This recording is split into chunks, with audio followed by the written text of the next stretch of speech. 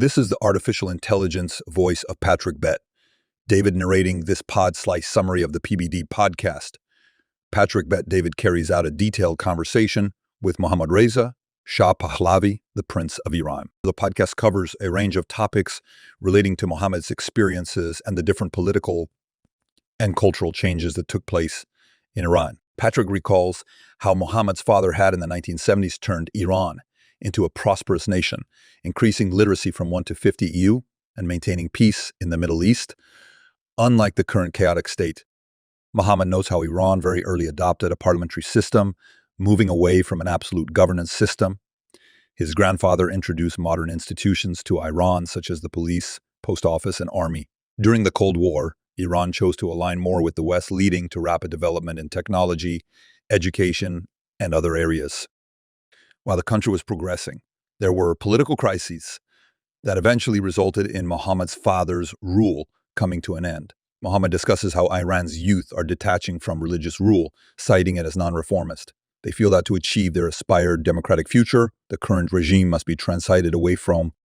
Interestingly, nowadays the same generation is yearning for the progress seen during Mohammad's father's era, contrary to what they've been taught about his being an oppressor or dictator. A survey quoted in the interview showed 67 of Iranians wanted a transition away from the current religious governance system, and 88 favored a democratic political system.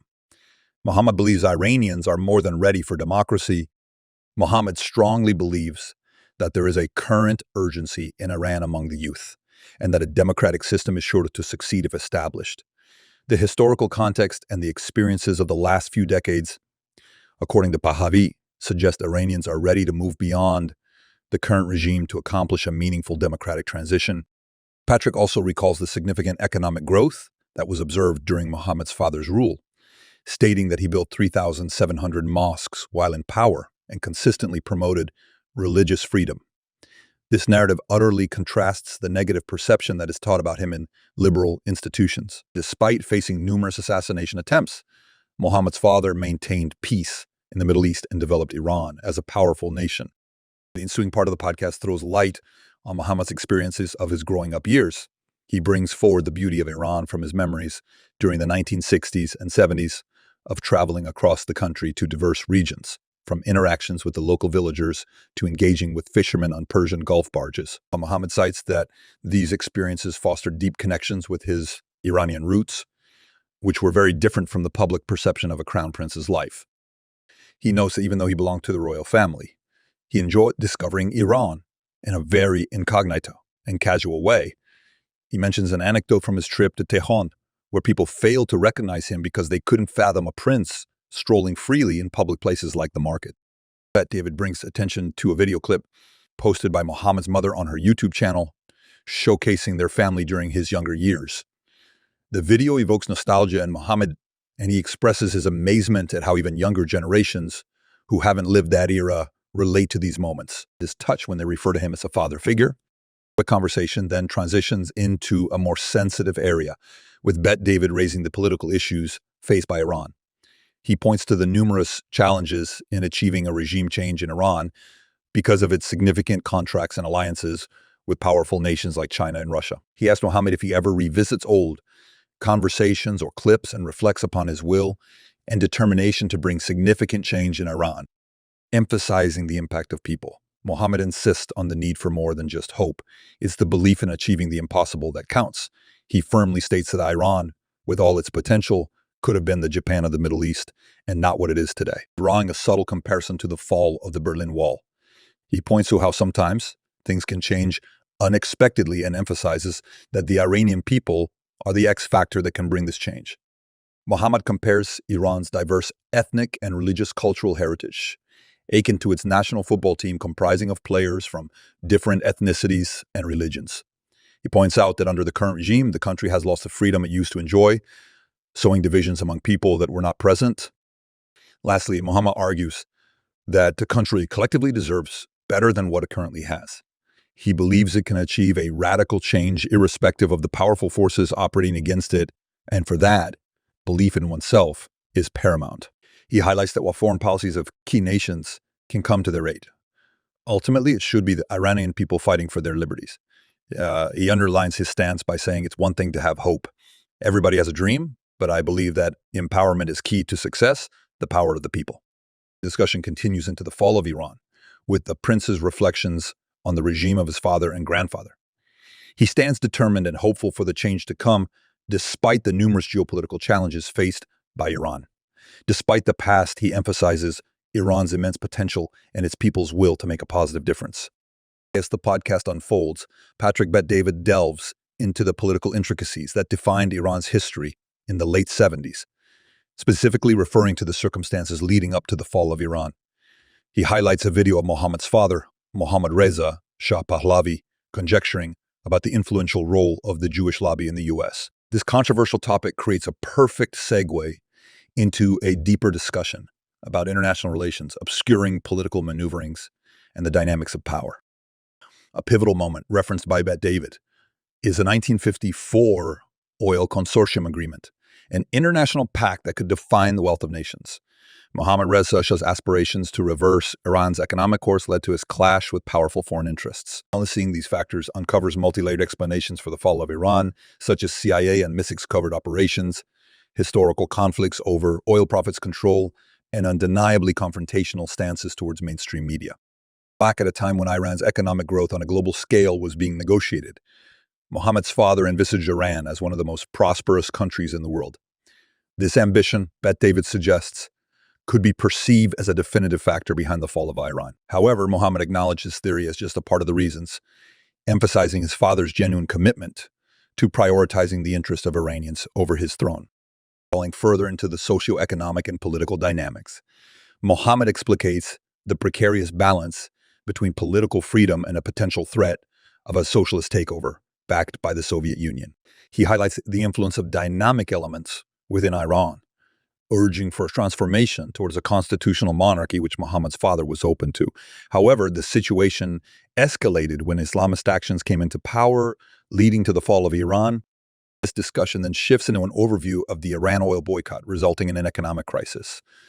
Mohammed gives an insightful account of political intrigues, nifty alliances, and decisions showing his father's unwavering dedication to the country. He points squarely at the confluence of geopolitical intricacies, untimely transition failure, and a missed opportunity for reform.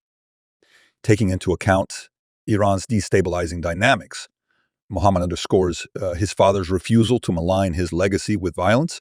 Despite international pressure, Mohammad Reza Shah chose not to turn his arms against his own people, which resulted in his voluntary exodus. This historical act, however, led to a tipping point when Carter, along with multiple global leaders, chose to support Khomeini, assuming the former Shah's instability to maintain his power. Contrastingly, the international community's assumptions regarding Khomeini turned bitter when his ideology did not align with his perceived image, thereby irreparably affecting Iran's trajectory. Echoing these sentiments, Mohammed concludes emphasizing the importance of understanding how complex political dynamics played a significant role in shaping the present status of Iran. He asserts that transparency and comprehensive understanding of these aspects are crucial for a formidable approach towards restoring democracy in Iran. The candid conversation reveals the complexity of political dynamics, the challenges faced by Mohammad's father, Mohammad Reza Shah Pahlavi. One of the biggest challenges was managing the small and large-scale intricacies of Iran. It was a delicate balancing act to please the various social classes and political factions while striving to modernize the country. The White Revolution of 1963 is cited as an example where land was redistributed from the rich to the poor. While some viewed this as an act of socialism, it was in reality an attempt to reduce class tensions and promote equal opportunities. But David highlights the issue of pleasing everybody, trying to both appease the poor and satisfy the concept of wealth redistribution, as well as placate the rich and high class. He argues might have been too ambitious and perhaps a strategic error. Referring to Mohammed, this fast-paced trajectory, although beneficial for the country's growth, might have caused societal displacement and clash with traditional norms. Moreover, Mohammed's father faced resistance from the clergy who disagreed with the direction he was taking the country. This resistance later became a key factor in Khomeini's opposition and subsequent rise to power. The conversation then diverges to discuss the immediate aftermath of the revolution. Mohammed sheds light on the start of Iran's first brain drain instigated by Khomeini's approach. Many industries were either shut down or taken over by the government, leading to an outbreak of unemployment despite high education levels. Mohammed eloquently shares his father's sacrifices for his country following his departure and the subsequent turmoil. Praising his father's dedication, he explains the chasm between different societal elements, expectations, and the practical implications of the attempted changes. Those generations that initially criticized the Shah's direction, he states, now recognize the vision behind his actions. Shifting the spotlight from historical retrospection, the conversation focuses on the future of Iran. As a representative of the younger generation, Mohammed emphasizes his commitment to empowerment and liberalization, unlike his father's era. He believes that today's Iranian society, equipped with modern tools and advanced education, can adapt to more democratic values and systems, allowing for a transition towards a more liberal and participative form of governance. In response to Bet David's question regarding the lessons learned from his father's leadership, Mohammed acknowledges that while it's beneficial to draw from the past, one must be adaptive, realistic, and forward-looking. He emphasizes how the changing global dynamics necessitate new approaches, but maintaining a balance by mitigating the risks associated with sudden societal shifts is imperative. The ultimate goal, he asserts, is the evolution of Iran as a vibrant, inclusive, and progressive society. The detailed conversation continues, examining the intricate details of Iran's past and current political paradigm. Importantly, it considers how the world communicates today, shedding light on topics such as misinformation and distortion of narratives. Mohammed emphasizes the necessity of clear and accurate communication, especially in an interconnected world where events in one corner can directly influence the rest. In respect to Iran's rapid growth, the Arlas were drawn to modern Florida, where accelerated development also led to a sudden surge in living costs. Bet David and Mohammed agreed that such swift progress can create a slew of unforeseen challenges, such as the displacement of longtime residents who can no longer afford ballooning living costs. The conversation further dissects some geopolitical strategies from the past. Mohammed discusses the Carter administration's efforts to create a religious belt to contain the spread of communism, a move that ultimately failed as it underestimated existing Soviet influence. The dialogue also emphasizes the importance of understanding an era in its entirety, to be aware of the whole spectrum of events before drawing conclusions. Misrepresentation of historical events, like the false narratives around the 1953 coup d'état in Iran, only serve to distort public understanding. The conversation highlights the critical necessity of accuracy and truth in crucial topics, such as how governmental change, regardless of its nature, creates ripple effects across the globe. The discussion also underscores that a seemingly internal matter can have far-reaching consequences, much like how the downfall of the Shah and his eventual replacement by a totalitarian regime had a significant geopolitical impact over time. Through this discussion, Mohammed advocates for a more informed view of the past, an essential aspect of formulating fair judgments and planning out better futures. The dialogue underscores the vital imperative to learn from the past while focusing on future possibilities, a shared goal of the Iranian populace and the global community at large. It further emphasizes the potential hazards posed by misinformation and misunderstood histories, the need for truth, and the value of understanding the context of various historical and geopolitical events. In this segment, Patrick Bet, David, and Mohammed explore the complexities of past and present power dynamics in Iran. The conversation takes a deep dive into fascinating elements of historical geopolitics, weighing the merits and drawbacks of consequential decisions made decades ago. They delve into how the Middle Eastern power dynamics and internal conflicts influence global politics. Specifically, they discuss Reagan's bold stance during the 1980s Iran-Iraq War. Moreover, Mohammed sheds light on the immediate aftermath of the Iranian Revolution, explaining how an assertion of strength from external powers can significantly affect politics within Iran. Touching on historically partisan issues, this dialogue underlines the importance of truth and accuracy when recounting sensitive subjects, like the treatment of political prisoners under the former regime. Mohammed clarifies that although he personally condemns any form of torture or extreme violence, the situation was more complex than often portrayed.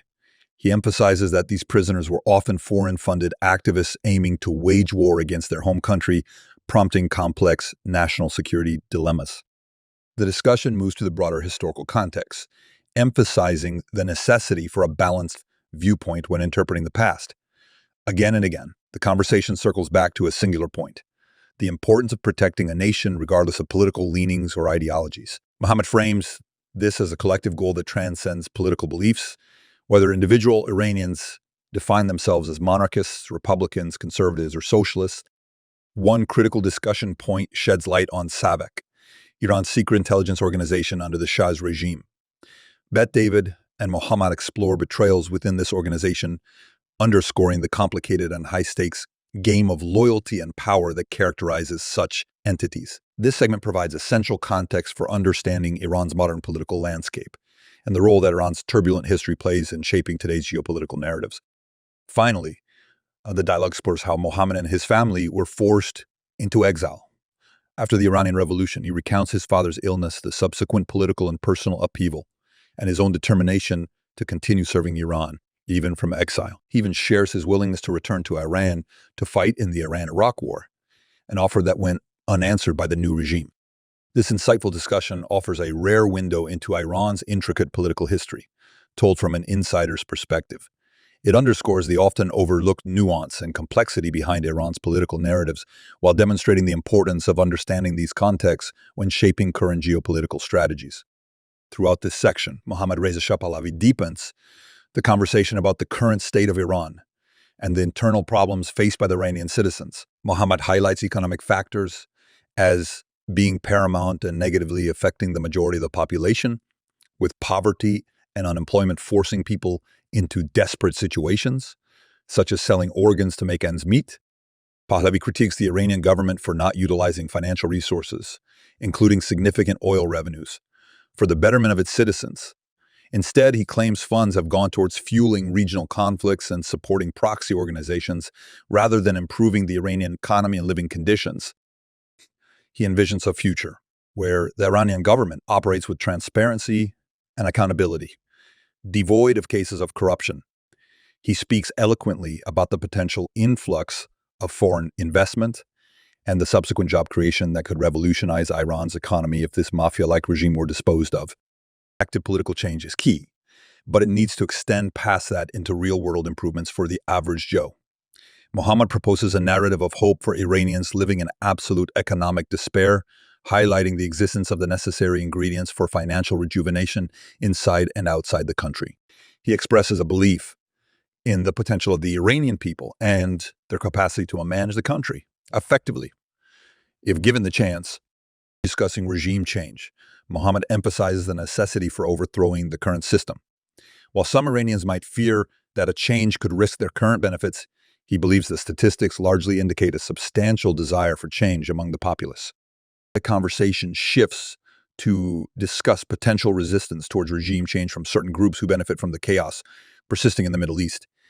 It probes into the idea of who would be against regime change and aims to debunk theories suggesting that oil and arms companies are dependent on volatility in the region. Pahlavi points towards the Arab world's progress and its growth of opportunity as a positive influence on the Iranian population. He suggests the region could benefit greatly from increased international investment and cooperation between countries, ultimately lessening dependence on military spending. Mohammed concludes by advocating for communication and open discussion among nations to challenge and potentially nullify destabilizing ideologies. He emphasizes the need to detach national identity from anti-foreign sentiment, fostering a sense of regional unity and shared prosperity instead. As the dialogue weaves through various topics, it becomes clear that despite the complexities and challenges present in Iran's current state, hope for a brighter future persists. In this portion of the transcript, Mohammad Reza Shah Pahlavi points out the factors that the current regime in Iran fears the most, starting with the younger generation and their Western education. He acknowledges that this group's global outlook, fueled by modernity, challenges the stranglehold the current regime has on the country. Mohammed also traces the change in the relationship between Iran and Saudi Arabia from being compatriots to competitors. He places the blame squarely on the radical rhetoric of Khomeini, who questioned the legitimacy of Saudi Arabia's custodianship of holy Islamic sites, heightened the tension between Sunni and Shiite followers in the region. He stresses that this rift, deliberately created by the regime, has caused significant instability. This instability, according to Mohammed, is part and parcel of the Islamic regime's game plan. He describes this regime as bent on causing disorder within the area. The constant chaos and perpetuated terrorism are viewed as necessary steps to fulfill their radical ideology and establish a Shiite caliphate. Mohammed voices his critique of the regime's leadership, pointing to their lack of national sentiment and devaluing of Iran as a nation. He contrasts this with the leaders who strive for collaboration and regional cooperation, viewing these as rational expectations despite their challenges. Addressing Patrick Bet-David's question about what the regime fears, Mohammed lists a combination of increased international pressure through sanctions and domestic pressure from the Iranian people. The regime's violent responses to domestic protests indicate their fear of losing power and control. Yet, while they fear these, they are confident that as long as Iranians are not supported or backed, they can continue to oppress. So Mohammed suggests a strategy of maximum pressure paralleled with maximum support. This involves sanctioning and limiting the regime's capacity to repress and control Iran, while simultaneously building opportunities for Iranians to exert pressure from within. Touching on the regime's fear of change, Mohammed points to the failed promise of reform under Khatami's rule. He believes this fear of change led to the severe repression during the Green Movement, further indicative of their weakness to level the playing field. Mohammed urges the world to empower Iranians in launching a nonviolent civil disobedience campaign against the regime. His vision is not of violent upheaval, but of calculated and organized strikes, resulting in economic paralysis, signifying the end of the regime's oppressive rule. In the transcript, Mohammad Reza Shah Pahlavi discusses the intense challenges that face the Iranian regime. He emphasizes the importance of international community's role in not only condemning the oppressive regime, but also providing active support to the Iranian people in their fight for freedom. Mohammed warns that any complacency or delay in action enables the regime to consolidate its power and further oppress its citizens. He then highlights the need for a paradigm shift in international diplomacy with Iran, criticizing the contradiction in trusting a regime that has continually demonstrated its hostility towards the West. He points out the flawed understanding of realpolitik at play when negotiating with a regime whose primary interest is to weaken its perceived enemies. Mohammed draws attention to the distinction between the regime and the Iranian people, highlighting instances where Iranian students have refused to step on the American flag, thus signaling their separation from the regime's anti-American sentiment. He goes on to question the understanding of Iran's situation among politicians in Washington and emphasizes the need for American alignment with the aspirations of the Iranian people, given the geopolitical impacts of China and Russia's actions. In his discussion with Patrick Bet-David, Mohammed clarifies his position on leading Iran towards freedom. He shares that while he's recognized for his potential role in facilitating a transition, he doesn't see himself representing the outcome or running for any office. It's his view that his acquired global perspective and understanding of different cultures and societies enable him to contribute to strengthening Iran's civil society. Patrick further probes his willingness to assume a leadership position in Iran.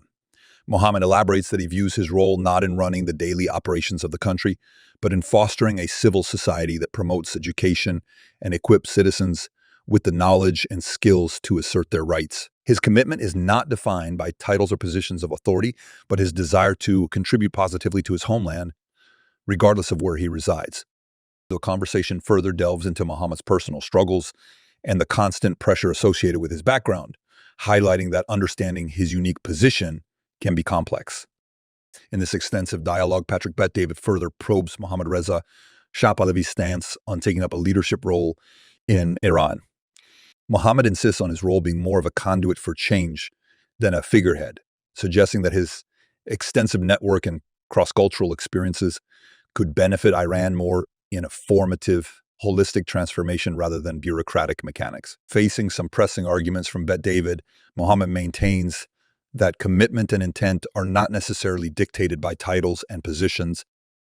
When Bet-David volunteers, the notion of Mohammed not wanting the crown or presidency, but to aid in Iran's revival, their conversation uncovers a potential hidden advantage. By publicly announcing his lack of interest in power, Mohammed might be making room for others to step up, opening up dialogue in the process. But David suggests that such a stance might allow Mohammed to be an intentional figurehead, an advisor behind the scenes, which can help establish a governing body for Iran. Mohammed agrees, adding that such coalition building is currently his focus. He advocates a coalition of the willing, composed of different groups and individuals committed to change rather than allegiance to specific political structures. Mohammad stresses that his mission is to eliminate the regime and manage the transition, not to guarantee an end result. He views his role as facilitating the transitional process by ensuring proper governance while respecting Iran's national interests and the will of the people. He vehemently insists that he is not seeking power and that his role in the transition does not automatically define the outcome. In explaining his reluctance to move back to Iran full-time, Mohammad cites his life and family's existence in America. Despite his love for his homeland, he brings a realist perspective with his family's interests and investments in America, but he does not dismiss the possibility of moving back and forth, highlighting the human aspect in political decisions. Throughout their discussion, Mohammad's honesty and transparency are lauded by Bet David, who acknowledges the challenges of balancing personal life with national responsibilities, particularly when it involves uprooting an established existence in America. Mohammad's openness further underlines his desire to see Iran progress, underscored by his willingness to facilitate change, but his refusal to manipulate outcomes for personal gain. Mohammad Reza Shah Pahlavi continues to elucidate on his vision for Iran, defining it not as a quest for power, but as a pursuit for national betterment. His aspiration on returning to his homeland is not rooted in ambitions of sitting in a palace or making executive decisions, but in a longing to traverse his country's four corners and apply his knowledge and network to rectify environmental or other prevalent issues. Mohammad reiterates his belief in the potency of individuals and insists there are many qualified Iranians capable of governing the nation. Thus, he envisions his role as a guiding figure rather than a dictator. He emphasizes the need for Iran to have mechanisms for political debates and decision-making, mechanisms that respond to the majority's will, such as ballot boxes. Mohammad suggests that his role in this process is to galvanize Iranians, regardless of their political persuasion, into a unified community dedicated to liberating their country. To him, navigating this process is more essential than his potential journey into politics. Engaging with the diasporic Iranian audience, Mohammad lays out the role young Iranians residing outside of Iran can play in the struggle. He speaks of how social media extends solidarity to young Iranians within the country, proclaiming the power of people to instigate change. Given the impact of people's participation in various causes throughout history, Mohammad urges Iranian and American citizens alike to exercise their democratic right to vote. He stresses the importance of young Iranians leveraging their voices and using social media as an instrument to mobilize, organize, and instill hope in their nation. Throughout the dialogue, the host, Patrick Bet-David, praises Mohammad's transparency and commitment towards bringing democracy back to Iran devoid of personal ambition. Bet-David lauds Mohammad's ability to dissect the situation and sow seeds of anticipation and curiosity amongst the audience around the impending transformative journey for Iran. Check out the full podcast by clicking the link in the description below. Make sure to like, comment, and subscribe for more content like this. Thank you for listening to this podcast summary episode of The Pod Slice.